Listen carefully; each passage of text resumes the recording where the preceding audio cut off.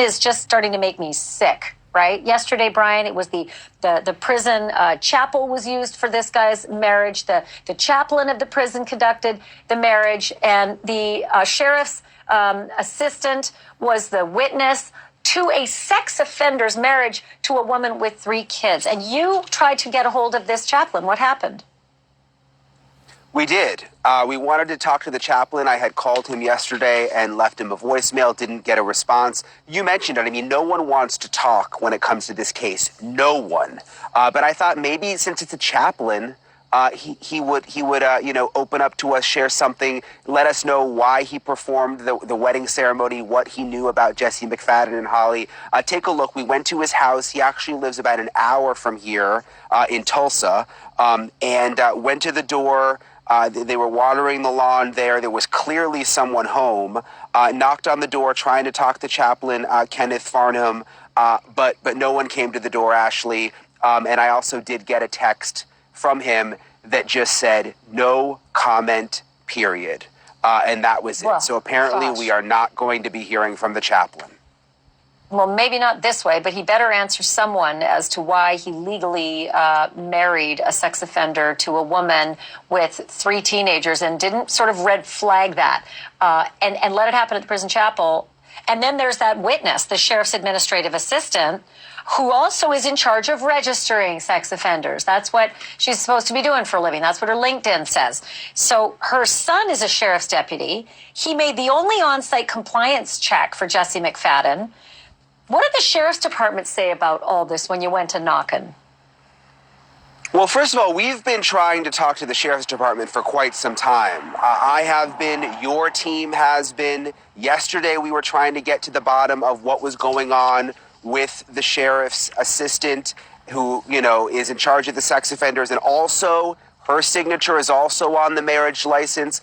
Really just, is there something we're missing here? Just wanting to understand it. So I went to the sheriff's office today. We've called and called and called and called. This was sort of a last result. And this is what happened. Your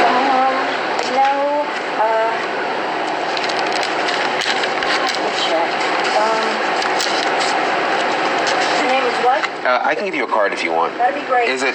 Oh, it's open under here. Yeah, it's open. Thank you. Yeah, we've been. Seat out there? Okay, thank you. You're welcome. So we basically sat out in the waiting room and waited. A man came out and wasn't happy that the camera was there, said that they weren't going to be commenting. I had given them my business card, and he essentially just gave the business card back to me. Wow. Didn't even accept your business card. Yeah, no, didn't. I still got the card. Didn't take the card. Well, that's something. Okay. Again, I don't always expect that law enforcement is going to, work with us when there's a horrible, disgusting, foul crime. But when they have been screwing up, I think they have some answers that we deserve as citizens. And that community deserves answers as to why all that evidence was left behind after the sheriff's department just cleared out. Nothing to see here. And by the way, if you want it, go ahead, take it home, was what one of the victim's family members was told. Just despicable. Okay, one last question. Raymond Paget, the landlord, all this new information that he wasn't legally allowed to rent that property, that he was so callous to these family members. Get your things and get out of here, right? These are family members who lost their children to a rape and murder of a sex offender in a mass murder suicide.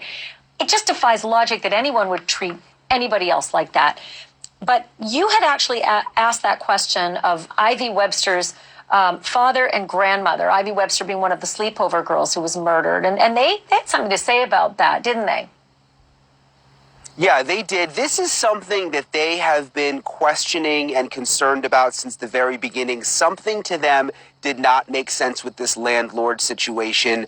How Jessie McFadden ended up here, how he was able to rent the place. So when the paperwork emerged showing that the farm behind me, that the house behind me was in a receivership and that it was not allowed to be legally rented, they couldn't. They sort of could believe it because something didn't feel right, but at the same time, they couldn't believe it. They have questions. How was he here? Why was he here? Who was he paying? If there was no lease, how did all of this happen?